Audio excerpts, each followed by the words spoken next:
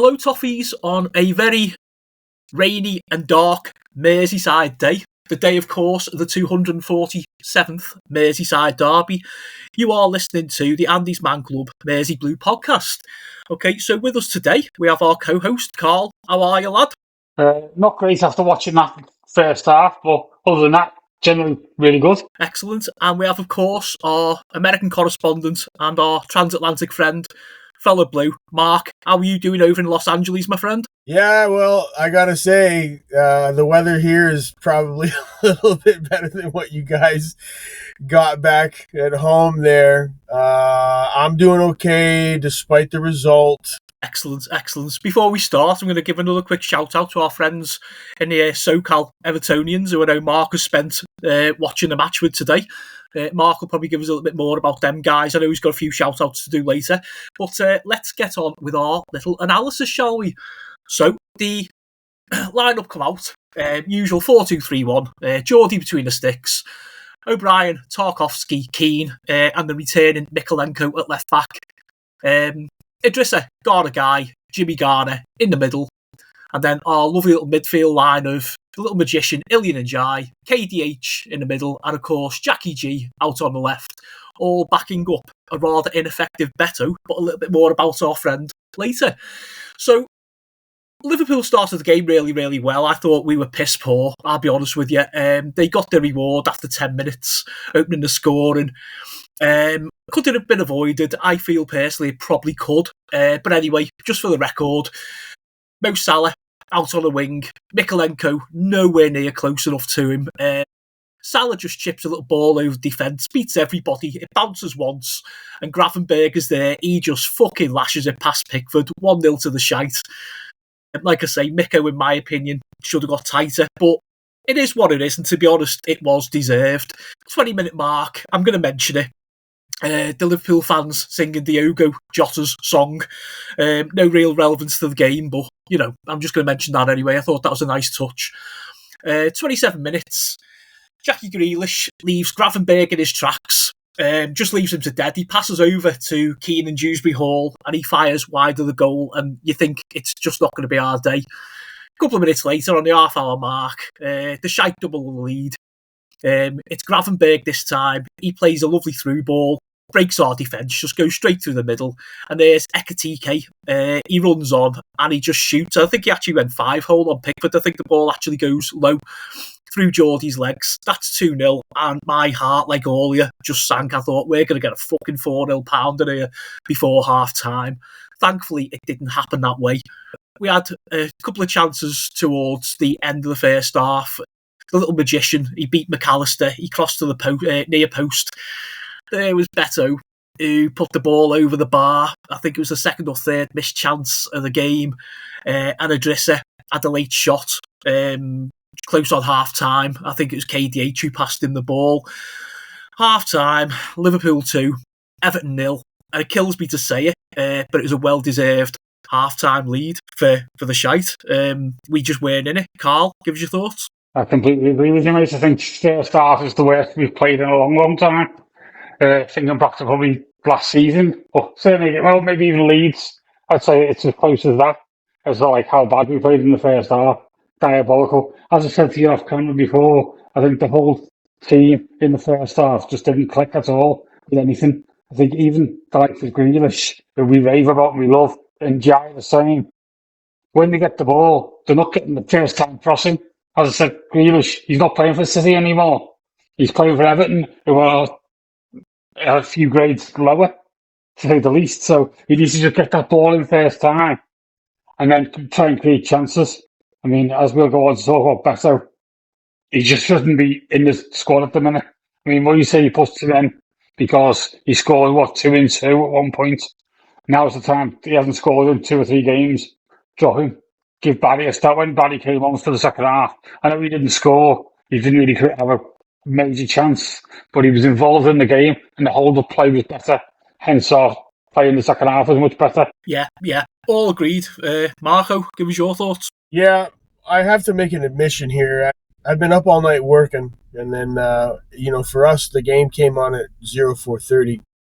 So I had a little under an hour drive to get up to Studio City, watch the game, and because it's Derby week, because I really wanted to shut these motherfuckers up, I was probably more emotionally invested in sort of enjoying the atmosphere of having our group together in the bar, as opposed to necessarily paying too close of attention to the tactical and technical aspect. But I would agree on your guys' points. It seemed like the pitch was a little bit tipped in favor of the Shite up until about the 30 or 35-minute mark. And, Beto got some through ball service a couple of times that I don't think he even got a touch on. Everything coming his way was a little off. He had a chance at that bicycle volley that went over. And Jackie G did have that one shot that went over the bar. I got to say, as a whole, I think our strategy might be a little off. You never know if where you see the ball goes, if that's what they're intending to do. In other words, what I'm trying to say is, when I see Jack kick a ball that goes over the net, I don't know if he was going for an upper corner or if he just got underneath the ball a little too much. But what I would like to see as a spectator is more balls put intently on goal, not necessarily going for the upper corners. And the reason for that is if you get that close and you can kick hard enough, you can get a rebound. You can make it very difficult for those balls to handle, even if the goaltender can stop it. I think for us to get the limited opportunities that we were getting, for us to try to pick corners from 20 yards out, I think is a poor shot choice, especially when you consider the quality of professional that Jack Grealish is. So I certainly don't want to take a shit on Jack. I mean, he's a huge part of our team, both on the pitch and in the clubhouse. But I think we need to change our tactic a little bit and, consider the source. It's just me, but I think the science and the statistics would back me up that we need to get more balls on net at a higher velocity, and we need to be crashing the net to pick up that garbage. Yeah, interesting thoughts, Mark. Can't disagree with them, mate. I really can't. So, before we go to our half-time break and our sponsor advert, Mark, do you want to just give a quick little shout-out to a few of your pals in the bar from the SoCal Evertonians? Yeah, so listen, the SoCal Evertonians, again, I know I've been plucking this chicken for a long time, but these guys are like the ISIS of football supporters. I mean, we're maybe not so much on technical and tactical expertise, but we bring a lot of passion. And you're talking about a group of people who are getting up at 4 o'clock in the morning to go to a bar that can't serve beer until 6 o'clock. And at that point, it's only 4%. So we had a turnout today of about 13, 14 people. We got a nice photo. I'm going to put it on the page. And we were in it. I mean, we were in it from the word go, and it really kicked off the second half. I mean, it was loud in there. There was 13 or 14 of us and one red shite in there in a Florian Wirtz shirt. Freshly minted, this fucking guy. So good turnout for us. So I want to say thank you again, boys and girls, for turning up and taking your Saturday morning and dedicating it to our beautiful club. And to the Fox and the Hound for accommodating us. But also, there's a very special group back in Liverpool that I want to give a shout out to. They've been listening for a little while now. I think it's the Adair family. My friend Nick Adair, who I thought was my cousin when I found him on Facebook, but he's not. Him and his brother Brian and his parents, Marie and Sam, they are generational Evertonians going back to, I think, the late 40s or the early 50s. Ian Partington, Andrew Boone, and a couple other folks in that group. They let me get away with a lot of hot takes because I'm high on emotion, passion, Again, not so much technical expertise, but they let me run my mouth in support of our club as we banter throughout the week about the games coming up and the games past. And Sam and Marie and Nick all made arrangements for me to get a seat from Goodison Park. I try not to cry here. That means so much to me because I do love this club, and they didn't have to do that. They could have made arrangements for anyone else to have that seat. I'm very touched by that and very grateful that they would tune in to listen to our show. And so I want to say hi to the Adair clan back in Liverpool. Yeah, absolutely, 100%, mate. I mean, what a lovely gesture. That's like Blues, Scousers, through and through, 100%. As for that dickhead in the vert shirt, you always get one, don't you? Do you know what I mean? All right, guys, on the happy note then, let's go to our sponsor, the amazing Andy's Man Club. Life is hard, and we all have bad days. There are times when we feel we can't cope. This is the time we need to reach out and talk to someone. Andy's Man Club offers local support groups nationwide, running every Monday from 7 p.m, except on bank holidays. In these groups, men can open up about the issues affecting their lives in a safe, non-judgmental environment. Our clubs are designed to be free of pressure. There is no obligation for men to speak, they can simply listen if they wish. Find us today at www.andysmanclub.co.uk. Help one guy, save one life. Andy's Man Club, it's good to talk. Welcome back, Blues. So that was a word from our amazing sponsors, Andy's Man Club. Remember, it's good to talk. Anybody having any issues out there, please reach out to them, or at least find a friend to talk to. Okay, so the second half started with a substitution. We brought Thierry Barry on for the misfiring Beto. And I'll be honest, I think we started the second half really strong. We come out, I don't know what had been said by Moisey or whatever, but he'd obviously put a rocket up a few arses, and we started well. We scored on the hour mark. Jackie G got over from the left wing.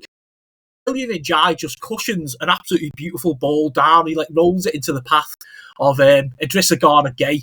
He just runs onto it, fucking lashes it. Top, I think it's the top right-hand corner of the net. He just smashed it. Game on, 2-1 to the Blues. We could feel that then. We're back in it and everything. The shite brought on the 120, 130 million pound man. The ultimate crybaby himself. What's his name? Isaac Nobrot. So he comes on 67 minutes and they take Ekatike off. And we still push on. A few minutes later, about 5 minutes later, they win a corner. Kanate jumps up a big towering header. It's going towards a goal. Jackie Grealish is there to clear. I'm not sure whether Geordie would have got it in hindsight, but it was nice to see Jack back there doing some of the really hard work and scooping the ball away. 86 minutes, we make a couple of changes. Charlie Alcaraz comes on for Mikolenko, and Tyler Dibbling comes on for Njai. And we still keep on going forward. Last minute of the game, we get a corner, comes over, Jackie hits a volley, and it goes over. That was a chance to equalise. I'm not having a go at Jack because, he played well in my opinion. And that was the game. The shite held out for a 2-1 win. My last little point on it before I hand over to the boys is it appears they only get 25 minutes of added time when they're losing. I think the referee gives us 3 minutes. Just touching on the referee before I go, because I know Carl wants to jump on. There was one instance where I think it was KDH got booked for taking a free kick early. What? These Premier League referees are absolute cocksuckers. I don't get them week in, week out. I tell you, I'm going to hand it over to Carl because I know he's fucking raging over it. Carl, give us your thoughts, lad. Yeah, it's a much better second half. We started on the front foot, so Moise must have had a rollick in our half time for some of the players. Clearly, Beto was one of them because he didn't come out for the second half. Straight on with Barry. There's improvements. Obviously, he didn't score and stuff, but I think either going forward he should be our striker. As you say, great touch by Njai. Passed it off. Garner. The second he touched the ball, I was like, oh no, it's a Garner shot. Rose out and plays it like a rocket into the corner. I was like, I got off my chair. I couldn't believe it that we'd scored. And from that second on, I thought, we found a better team. Okay, Mark, do you want to give us your thoughts on that second half, mate?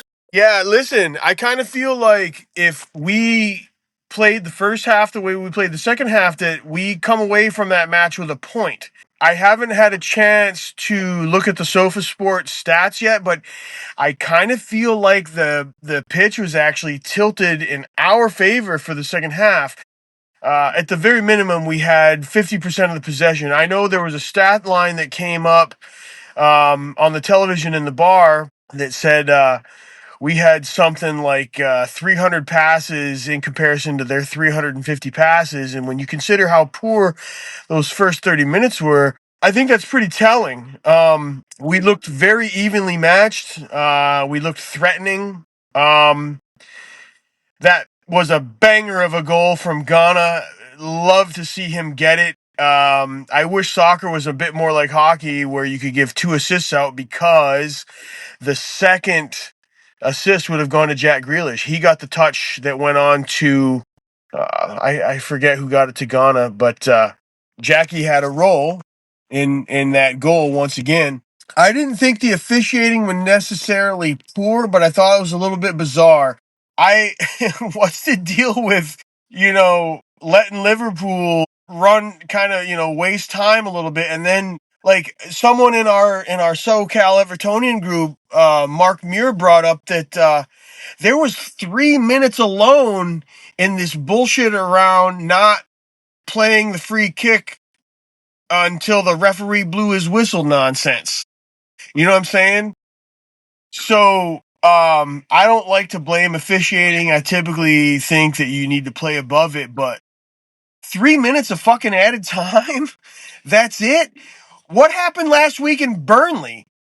They got all the added time they needed, and when that was enough, they gave him a fucking pen. The boys obviously wanted to get on with it, and for us to get blown down because they didn't wait for the official's whistle is really kind of a ticky-tacky thing. And I think that a couple of the calls should have gone our way. I think that our skilled players should be getting a little more protection from the officials the way that their skilled players will. I don't know if you guys saw the close-ups. I wanted so badly for Tarky to throw an elbow right into Van Dijk's teeth. It seemed like every set piece, the guy's trying to fuck with him in front of the net and talking shit to him after the corners. And, I don't know. I always thought Dutch people were kind of peaceful, but that guy's a cunt. Excuse me. That guy's a twat. The Adair family doesn't like that. I apologize. I don't like Virgil van Dijk. I think he's just a goober. It would have been nice to just to get some officiating that just wasn't geared so much towards the Anfield side. I know it's a road game, technically speaking, but Everton, aren't we? Absolutely. Virgil van Dijk, and I do apologise to anybody listening who doesn't like the word, is a cunt.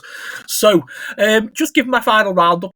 Terrible first half hour from Everton. It really, really could have been worse. We were much better in the second half. I felt we deserved to get back in the game by that second half attitude adjustment. We never do well at Sheffield, never do well there anyway. It's a fucking graveyard for us. But I do feel hopeful after today. As much as I love him, and everyone on the show knows I love Beto, he was fucking awful. He really was. More missed chances. I think Carl made the point earlier. Thierry Barry has got to start and, go from there. Another solid performance from Jack G. I know in the first half, but I think, to be fair, everyone was rotten in the first half. But I thought he come into his own in the second half, and KDH as well. Really done it for me.